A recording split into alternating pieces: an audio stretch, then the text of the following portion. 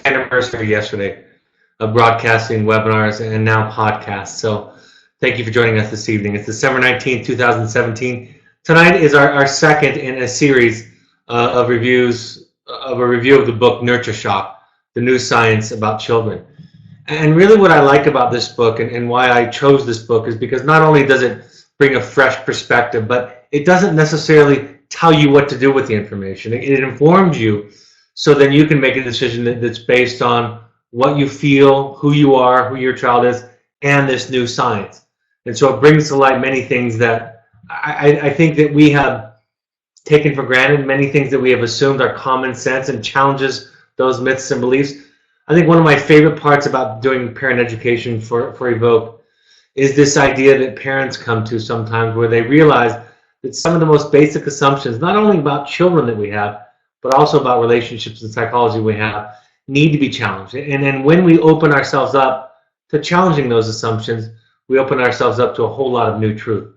I'm not going to review every chapter in this book because I think some are more worthy of a review than others. So skipping a couple of chapters, specifically 2 and 3, they talk about more sleep and the science behind that. This also speaks back to some of the ideas that I had learned about when I was in college, even my undergrad, about how so many things that we think of as modern conveniences, that we think of saving time, end up costing us more time. So many of the modern conveniences.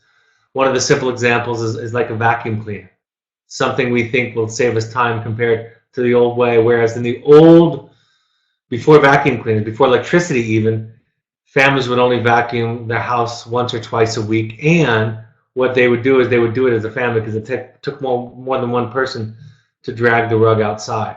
And so many of the things that we take for granted, like sleep and work and school, are at times robbing us of some of the old lessons that we have in life. Children need more sleep. They're getting less sleep due to activities and school start times. This is contributing to lower scores, mood, and health issues. There's a chapter in there about racism. Again, I'm giving you a very broad overview of these two chapters because I'm not going to be discussing them tonight. But basically the idea that talking about race in children, to children, is the most important thing that we can do to have healthy attitudes towards race and differences. There's this assumption that they challenge in the book about this idea that when parents have this attitude that we don't see color, we don't see race, and we don't talk about it, that it doesn't lend itself in children to seeing equality, to seeing the value of diversity and equality in our culture. So if you want to learn more, you can go and read those. So let's talk about lying. Let's talk about deception. That's what tonight's chapter is on, chapter 4. The idea, first of all, the contrast between lying and denial. I've heard some people, lay people, talk about the idea that it's impossible to lie to oneself. And we know that that's not true. We know that one can be so motivated to not see the truth in their life that it's essentially like lying to yourself. When we talk about your child in the wilderness, you know, we're often talking about denial when we're talking about lying. This idea that your child isn't aware of it. We talk about your child sometimes, their progress, their disclosures. When we do parent coaching with you all, we talk about it like it's a conscious process. And in many ways, it's not a conscious process.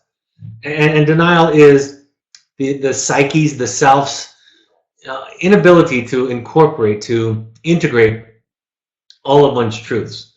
It essentially is born out of shame, right? This idea that if I am who I really am, that I won't be loved or accepted. And that's a huge fuel, a huge motivator to denial. So I want to distinguish between those things right now because I think sometimes we blur them. And often when we're giving you our reports, even when I'm teaching at times, I'm really talking about denial more than I am about lying. Lying, of course, is something we have to consider in terms of our own boundaries as parents. What are we going to be comfortable with? What are we going to challenge? What are we going to highlight?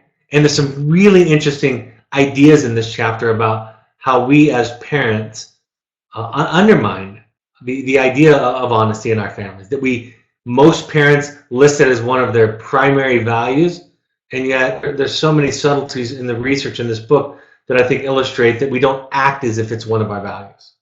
We don't act as if it's something that we value both in ourselves and in our children. And in some ways, we actually teach our children how to lie. We teach them about lying. So we'll talk about that tonight. We lie because we have anxiety. We lie because we want to please. We want to be accepted. Ultimately, we lie because we want to control somebody else, their perceptions, right? What they think about us, how they view us, right? We manage our image of them. We want them to think and feel a certain way, and that goes with exaggerations and with outright lies. Sometimes children will lie because it's a shame issue, right? I don't want to be seen as bad. I don't want to be seen as unappealing, right? There's a shame to it. And sometimes we lie because of the consequences, right? We don't want to get in trouble. That is, children don't want to get in trouble, or we as adults don't want to get in trouble. We want praise, we want attention. Some of the fascinating studies in this chapter are about how children seem to beam with a sense of pride after cheating during a research study and lying about it.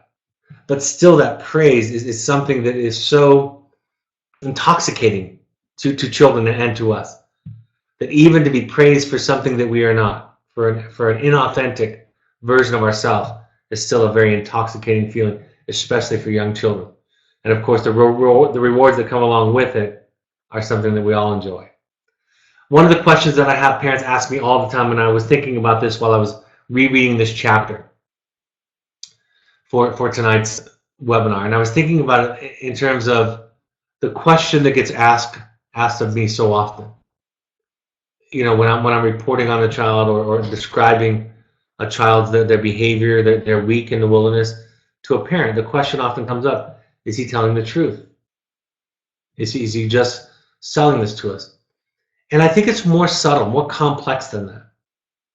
I think what most parents are really hoping is this a lasting change? Is this evidence of a genuine change and of lasting change? Because I think a lot of children believe what they're telling us. Similar to the way a lot of us can relate to the idea when you set a New Year's resolution, when you set a goal for a diet or to watch less TV or to exercise, whatever you think it might be. At the time you make that promise to yourself even, you believe it. But does it have legs? Do you have the capacity to follow through on this? So when parents ask me about this, I say, that's not the right question to ask. Is he telling the truth, or is she telling the truth? The question requires you to take a step back and be objective and to be able to see your child. One of the messages that comes through in this chapter that is a major point that I often explain to parents is this idea. You love your child the most. That is not up for argument.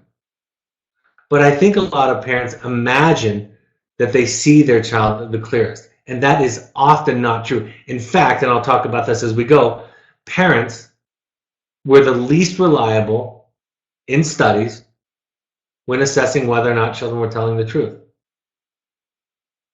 They were the least capable of identifying a lie versus something that was true.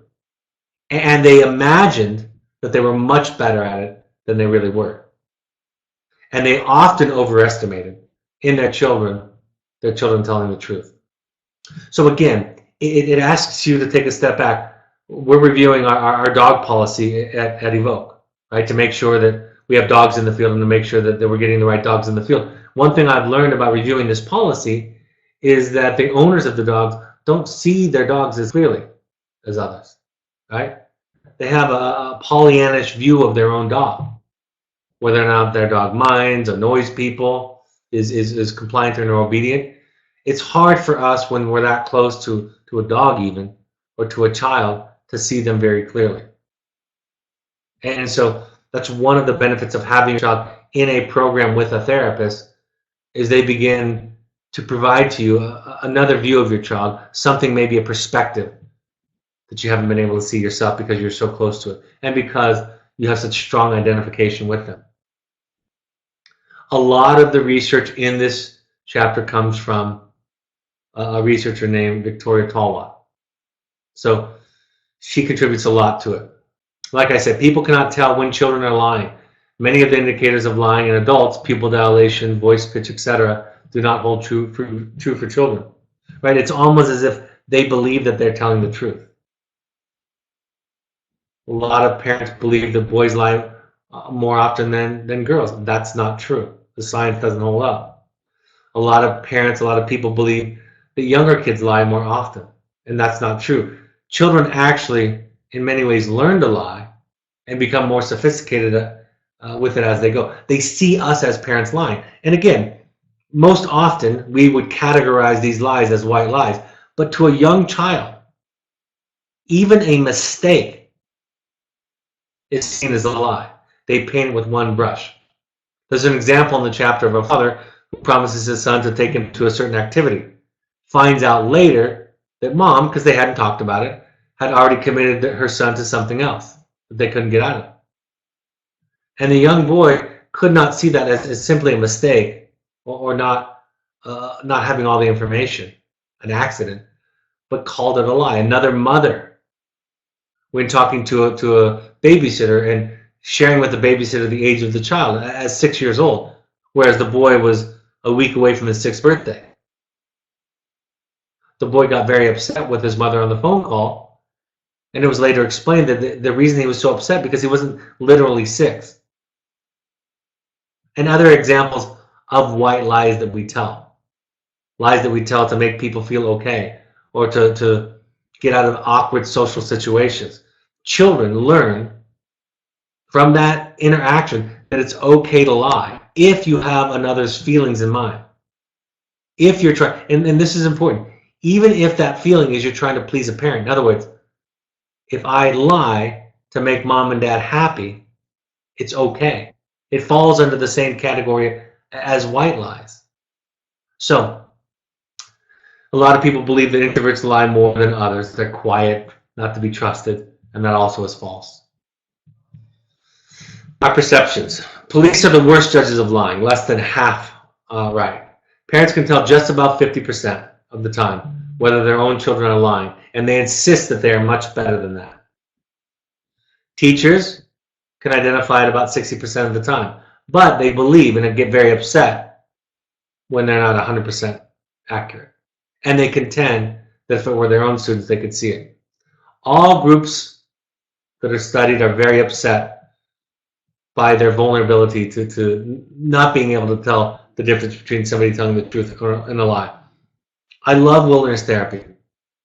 I love working with children out in the wilderness, adolescents and young adult children, and with parents, because that distance provides everybody the opportunity.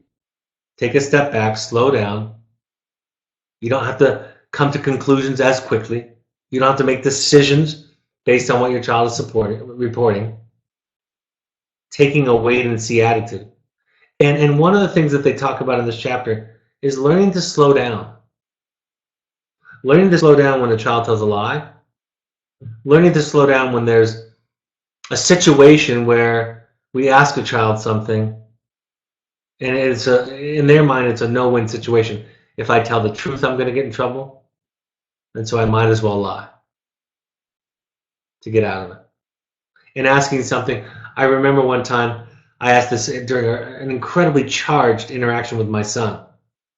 I found out years ago when he was a young teenager that he had been unkind to somebody in the neighborhood who had a younger boy who had some developmental delays. And of course, I was horrified by that. Socially, I was embarrassed. Right? Personally, I was hurt by that and this idea. I was angry that it was my family, my son was a part of that. So after hearing the story when my son came home, I went to confront him. And I asked him this question. I said, did it make you feel big? Did it make you feel big? Picking on somebody that was compromised, more vulnerable than you, smaller than you were. And of course, there's a no-win situation, right? You can't win that situation. Because if you say no, I'm going to call you on it and say that, then why did you do it? And if you say yes, and he had the audacity to tell me the truth, which didn't make me feel any better, and I got more angry in reaction. Right? I set him in a situation where there was no winning in the situation. Younger children lie but admit it, starting at 3. As they grow up, they lie and deny it, and extend the lie, and that starts typically at 4. One of the points that the researchers make in this book is that a lot of parents are, of course, really uncomfortable when young children lie, and they do it fairly frequently. But the fact of the matter is, most of them don't grow up to be sociopaths, right?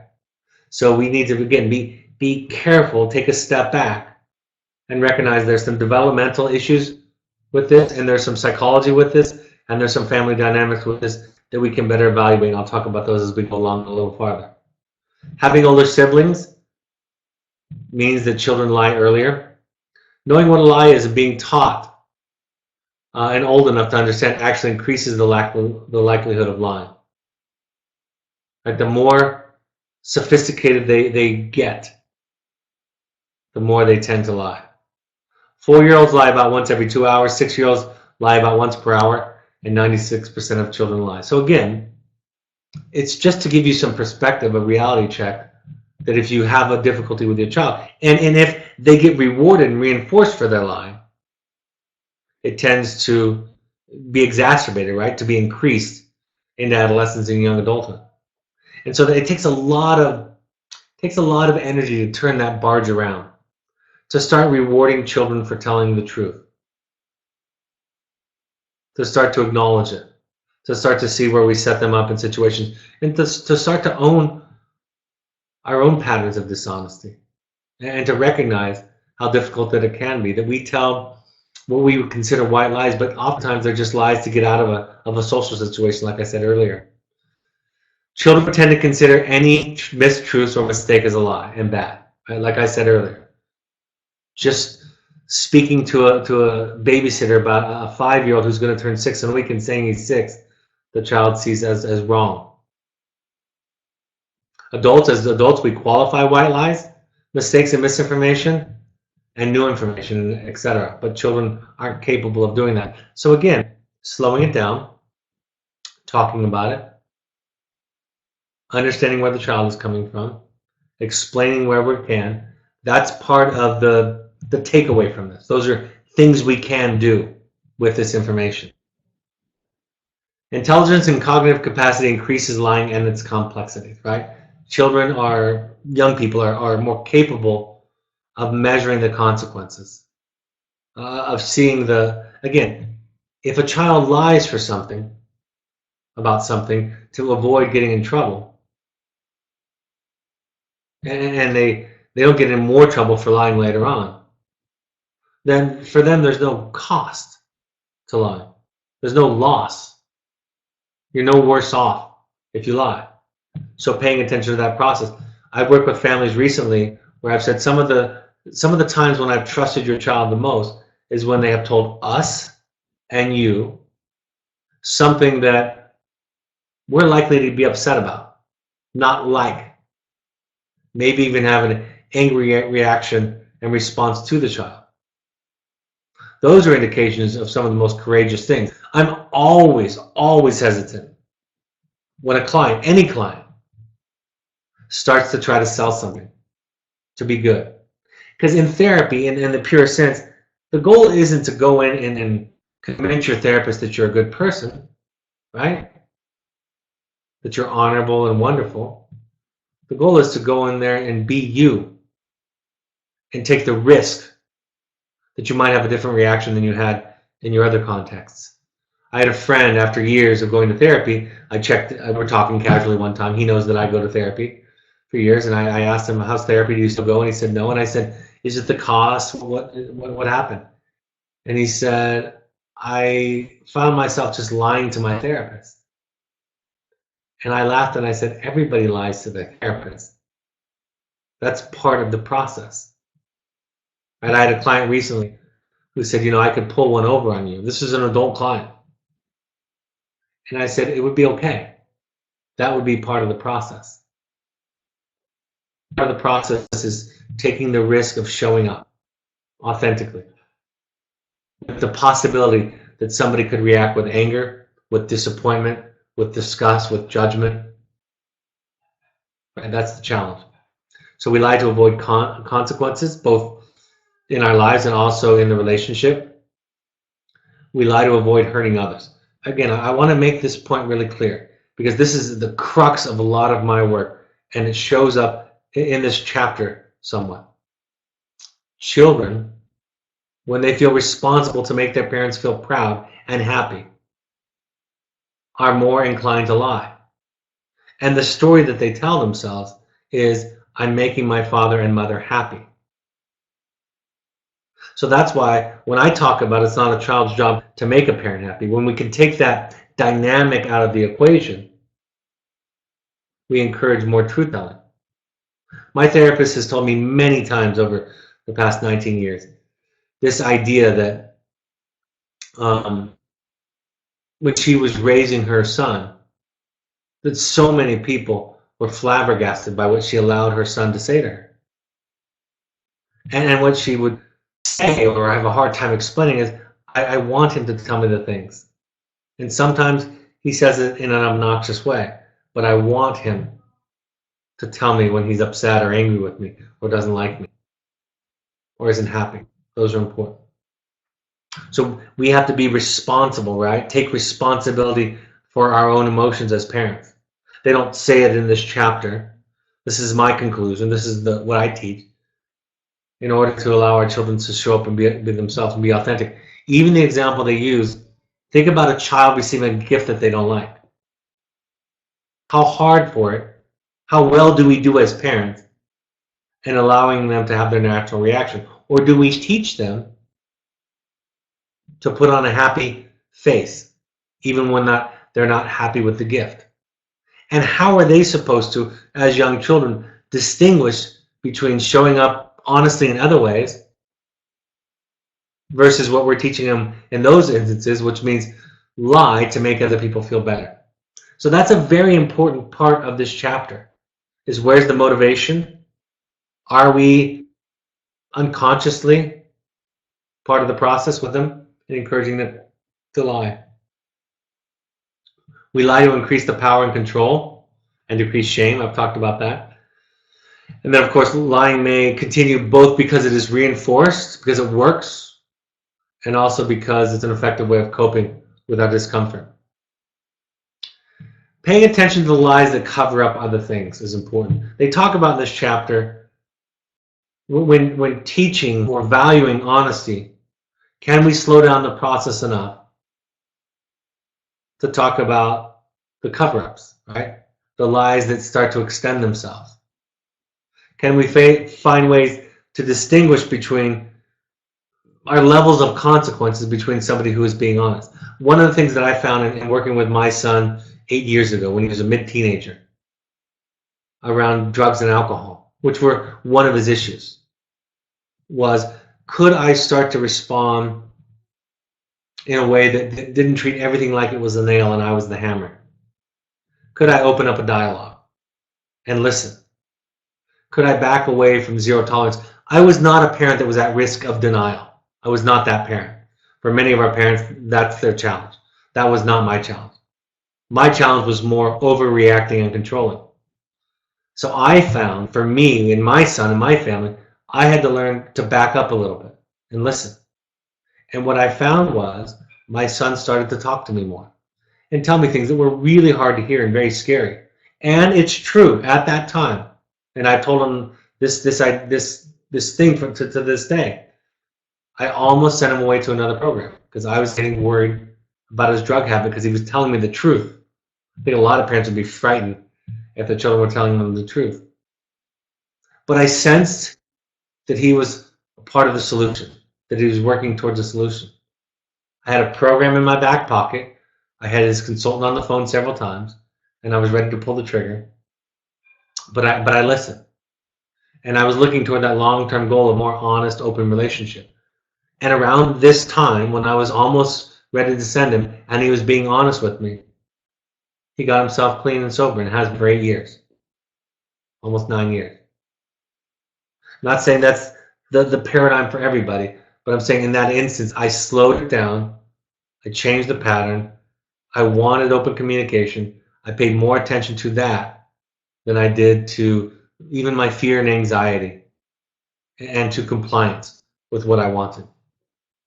They give the example, this is in one of the research study, of the boy who cried wolf story, where the wolf ends up eating the boy and the sheep also, versus the story of George Washington and the cherry tree. Of course, for lying, in the first story, the boy suffers the most horrendous consequence, right? Being eaten by the wolf. Whereas in the story of George and chopping down the cherry tree with his new hatchet, his father praises his honesty, says something along the lines of, I would rather have you tell me the truth than have 100 cherry trees. So his father paid attention to that even more. After listening to these stories, children who read and studied the story of the boy who cried wolf not only didn't tell the truth more often in subsequent parts of the study, they tended to lie even more, which is amazing. 75% of the parents that listened predicted that the boy that cried wolf would be a better deterrent for lying. But in fact, it was the children that had studied the story of George Washington and the cherry tree. And these, by the way, were Canadian families. So they didn't associate with George Washington's stardom, right, his celebrity, being the founding father and all. In fact, they ended up changing the study to be a generic young boy in the cherry tree story. But because the boy was praised specifically for telling the truth, this led to children being more honest. And this goes back to something with the weakness of punishment, which is what the boy who cried wolf received. Punishment isn't something that we don't utilize as parents and as therapists. Punishment is an adverse consequence for behavior that we want to see go away, right? Subside. But the weakness of punishment, there's a few weaknesses. Number one, and I'm going off track, but it relates to this, and I think it's informative. Number one, it can be an expression of anger and frustration. Very little to do with what the child needs. That's the first vulnerability of punishment. Number two, it doesn't tell somebody what to do. And number three, and related to number two, is people just learn to get around it, to lie even better. A simple example is the speed limit, right? The speed limit sign. We all know how to speed and not get caught. We know how to look for cops. We're not really not speeding. We're just learning to avoid punishment. So that's another weakness of punishment. Strength with reward is that it tells people what to do. Specifically, in the case of George Washington and the cherry tree, it is to tell the truth. So that's something, again, we can slow down with our children. Take our time. Don't feel rushed. Don't feel pressured to do something quickly. But start to pay attention to the subject, the dynamics of honesty and truth-telling when we're dealing with our children. Removal of punishment or promise of immunity doesn't decrease lying, right? Because children still know that their parents are going to be disappointed. So if you tell me the truth, son or daughter, junior, the consequence won't be as severe, or maybe even not at all. But the fact of the matter, what children are so much more paying attention to so much more is whether or not mom and dad are happy or upset. So again, it goes back to that idea, that thing that I talked about, be responsible, own your own emotions. Make that the culture in your home. We're talking about literally being responsible for your own feelings and literally having that not to do with your child. It's not your responsibility. You can't make me happy or sad. It's not your job. This is my reaction. I own it. It comes from me. And then, of course, rewards for honesty, like I said, do have positive effects. Adults, they talk about the impact of us as parents and adults on children. Adults average one lie about every 5 social interactions. White lies, convenience lies, taxes, speeding, etc. That turns out to be about once a day. I guess if you're driving, it's more than once a day because most of us aren't going under the speed limit the entire day. 25% of preschoolers white lie, 50% of elementary age white lie. So the white lying increases, right? We maintain our social standing by pleasing others and telling them what they want to hear. Of course, for children, like I said, it's not so clear. They blur the line between white lies and making their parents feel good. I didn't waste my money on buying the Pokemon cards that you asked. because I know you're going to be upset. And I haven't said this tonight, but I'm going to go and say this. I think so much of what we do as parents is we use our emotional intensity to reinforce or discourage behavior, right? I think with people unlike yourself who haven't been through programs like Evoke, and most of you, this isn't your first go around, right? You've had other therapists and other therapeutic things that you've tried even before Evoke, even if it was just an outpatient therapist setting. People that don't go through what you're going, the average person thinks it's perfectly appropriate to parent in that way. That my anger and frustration and expressing that to you is how I change your behavior. My feeling happy or proud of you is how I reinforce your behavior. And this becomes problematic in many ways. And in this chapter, we're specifically talking about how it impacts the mind. One of the things they talk about is we talk about it, and teachers report that tattling is the bane of their existence, right? And children are often told don't tattle. But what we really mean is we want you to work it out yourselves. And children can use tattling to manipulate each other, to gain social standing, right? It can be used manipulatively. So telling them not to tattle, it's not kind of something we can paint with one brush. We have to, again, slow it down and understand. And children also are frustrated because they don't tattle on everything, right? From their perspective, when they get punished for tattling, when they get chastised for tattling, in their experience, they're being asked to lie in some respects. And what's not noted in that interaction is the 10 things that they didn't tattle about. So again, we need to be aware of what messes that sense of the child. It was fascinating to hear that parents are 10 times more likely to chastise for tattling than for lying. And sometimes we just blow over lying, right? We ask a child who drew on the wall, and we know darn well who drew on the wall in many cases. But we set them up in a situation where they lie to us, and then we don't even pay attention to that line. We just give them the consequence for drawing on the wall. So again, slowing it down, paying attention, what we're saying. So what's the take home, besides the ones that I've already shared?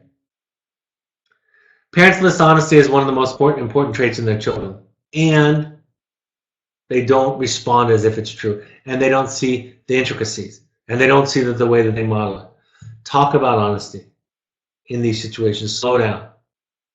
For you parents who have, most of you have been through experiences where this has been a problem in your relationship with your child, slow down and ask yourself, how am I reacting? Can I encourage truth-telling, even if it's hard to hear, right? And sometimes it comes out in an obnoxious way and in an angry way and in a way that's unpleasant to you. But can I slow it down? Can I reward it? Can I recognize my contribution to the discouragement of somebody telling the truth? I think this is an important thing in all of our relationships.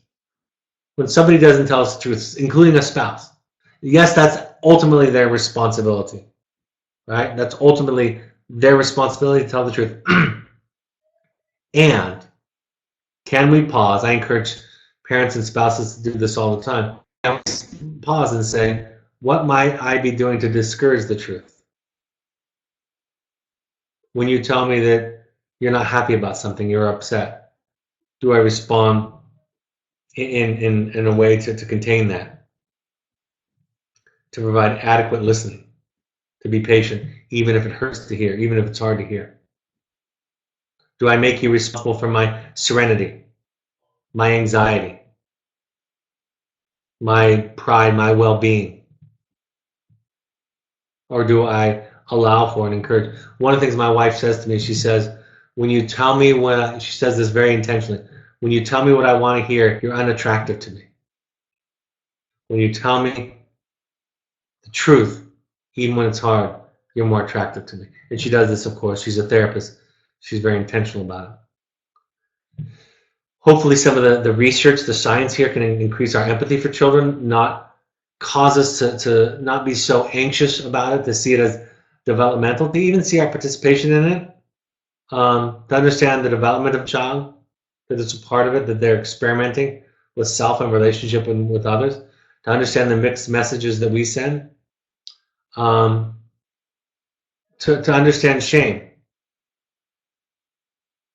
to understand that how impactful that is on all of us, and how our children are going through psychologically some of the most difficult times, right, to fit in, especially teenagers.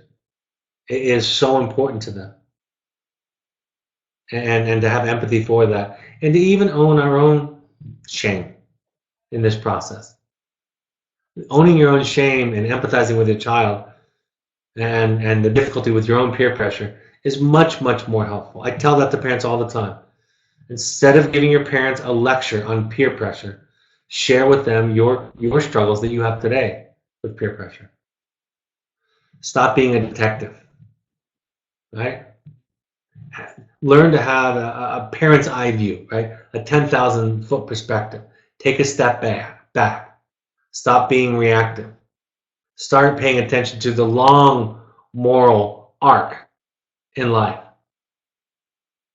And when we become a detective and try to figure it out all the time, again, there might be some people that are going to struggle with this because they tend to bury their head in the sand, right? To not see the truth. One of the things I thought fascinating about this chapter is there were so many parents, even the researcher himself talked about one example, one interaction with his child where this was the first lie that she told. And then he owned his reaction to it and how he could have done it better. And I'm thinking, really?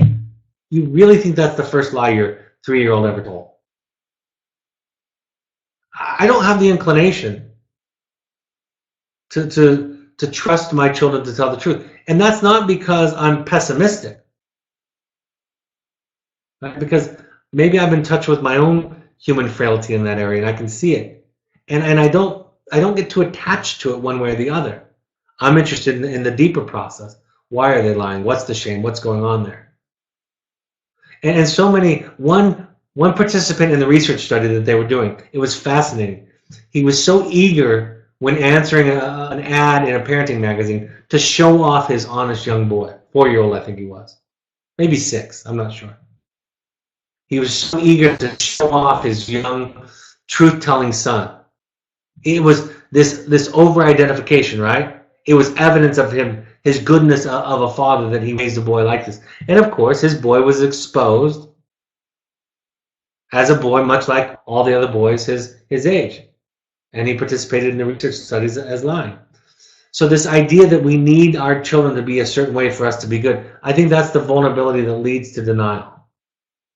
When we awaken, like Carl Jung says, the great psychologist says, when we awaken and get in touch with our own darkness, our own issues, the demons that we're fighting, the dragons that we're doing battle with, we have so much more compassion, empathy, and capacity to see those in others, to see that struggle in others. And then reward honesty. But don't be frozen by it, right? You don't have to grant immunity all the time. But find ways to pay attention to and to reward honesty in given situations. But I have a lot of parents who think, and they get held hostage by their children, that I have to reward it 100% by granting full immunity. And you don't have to do that. You don't have to be frozen by the honesty. I'm going to put on my reading glasses to read this. Tonight's one of those nights. We've had a child, this is the first question. We've had a child who tells lies that are really negative. He tells people our family is in the mafia and that he has been to juvie, or that he is from the rough area of town, which he is not. How does this make sense?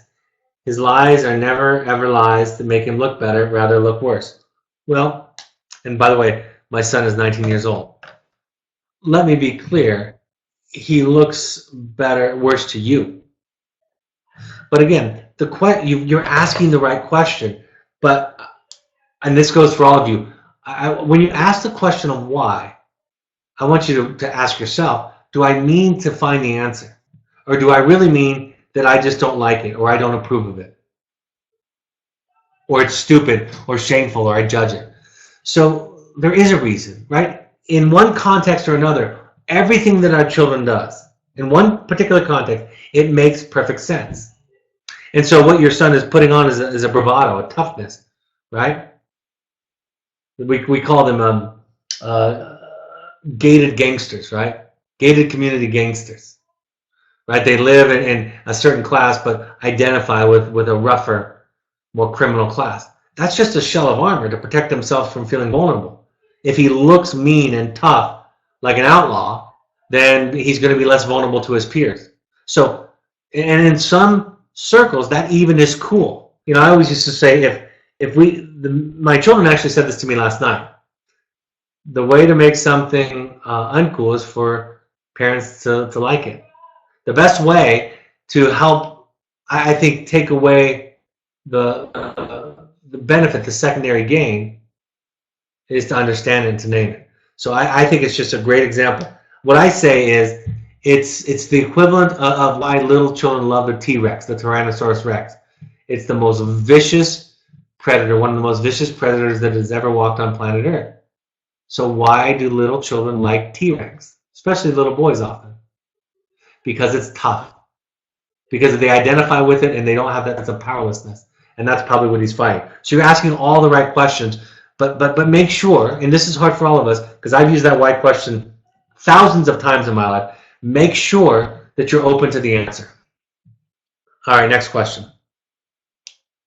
What if honesty is breaking a boundary? For example, my 19-year-old admitted he is smoking weed. My boundary is he cannot stay in my home if he is using. He is refusing a drug screen. Again, one of my boundaries. He thinks I'm trying to control him. I am not. I am trying to hold my boundary. He can use, but he can't stay with me if he does. I told him he could not stay in my home last night because he had been smoking marijuana. I know my wound of abandonment is being triggered. However, he did tell the truth. I think you could do both. I don't think, again, that them telling the truth means that you get to be robbed of your boundaries. By the way, I just want to compliment everything you just said is right on. You're okay doing that. You're allowed to do that. You're allowed to say, I'm not okay with that in my life. You can use if you want to. You just can't do it in my home. That's my boundary. You know, I had a parent say to me recently, and I was incredibly impressed by this idea. They set a boundary and they owned it as old-fashioned. Maybe I'm being old-fashioned. Maybe I'm being rigid. Maybe I'm being neurotic. But here's my boundary. And they did it without feeling bad about themselves. They did it from a place of courage and authenticity. And what I said to this mother is I said, what I like about what you did is you did it from a place not of being right, but of being you. And that's beautiful. So, great job. Great example. All right, I'm going to go over some of the upcoming announcements and events, and if there are any other questions, I'll take them at the end. We ask all parents to attend 6 12-step support groups, specifically any combination of Al-Anon, CODA, or Families Anonymous. You can go online to any of those websites and you can find meetings in your area. They're free. Right? Not a lot of this is free. And this is for people that have loved ones that are doing self-destructive, and in some cases very specifically drugs and alcohol, but it can be applied to any self-destructive behavior. You can also go to your local NAMI chapter, the National Alliance for Mental Illness, and get classes and resources in your area that are affordable. All of these webinars are broadcast and recorded on our podcast, so please subscribe to our podcast. Also, you can share the podcast with anybody. You can go to the iOS device, your iPhone or Apple device, and go to the podcast app and search Evoke Therapy Programs and download and subscribe there. On Android devices, download the SoundCloud app and search Evoke Therapy Programs. On Twitter and Instagram, follow us on @Evoke Therapy. And on Facebook, you can search us, Evoke Therapy Programs. By the way, the social media that we do is more for information, staying in contact, announcements. Things get lost in emails get taken off of our announcements. So if you want to stay connected, even if you just subscribe to Twitter just to follow a couple of people, this is an opportunity to make sure that you don't miss some of our announcements and some of the research, some of the articles, the blogs, the inspirational stories from other families, so on. This is a special announcement tonight. The Second Nature Alumni Foundation on Facebook, go there. They're looking for new board members, okay? And they're looking actually to change the name. So if you want to give back, if you want to be involved in this organization, which helps people that can't afford therapy or treatment, go to the Second Nature Alumni Foundation on Facebook. In fact, the most recent blog, well, the one that was actually published yesterday by Stephanie Lewis, because she's on the board, was all about this. So go to our blog and look there, and Stephanie tells you where to go to become involved if you want to. So they're looking for new board members. They need new board members. We can do a lot better with helping people that can't afford treatment. And of course, go to our blog to read inspirational stories and articles. My book is available on Amazon. Go to Amazon.com. You can also go to Amazon to purchase an audio version through Audible or by buying the CD set.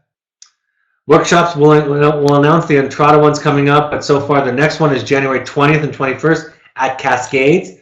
We ask all current parents, if you possibly can come to at least one, and we do them about every 6 weeks, so this may fall somewhere in your stay. Contact Gail at evoketherapy.com for more information or to RSVP. The next Finding You Intensive workshop. If you want to do deeper work, these are fantastic, life-giving experiences, wonderful 4 days of your life. The next one is January 11th through 14th. For those of you on social media or who have seen the recent email blast, we just have our own new beautiful space. It's a wonderful place up in Park City, not too far from the airport, comfortable, and just a really sacred place for you to be able to do mindfulness, psychodrama, do your own deeper work if you want to do it. Contact the intensives at evoketherapy.com for more information or call admissions. If you want to do a private family intensive with me, you can also contact those same numbers. The upcoming support groups that we have on the calendar in the Bay Area, Wednesday, January 10th, 6:30 to 8. This is a special one. We're doing it in conjunction with Palo Alto Preparatory School.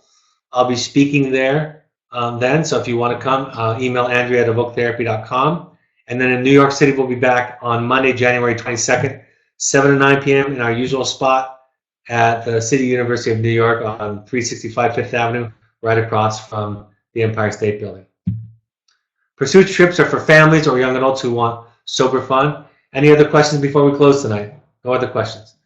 Thank you for joining us on our 10-year anniversary in one day. I'm very grateful to be able to do these. We're very grateful, very happy to be able to provide these for the rest of your life. You have free subscription to these as long as you live, as long as we're doing them. You have access to these, and the podcasts are available to anybody.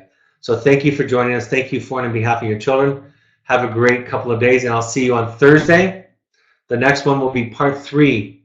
I'll be talking about the science of teen rebellion from Nurture Shock. Have a great couple of days. See you in 48 hours. Take care. Bye-bye.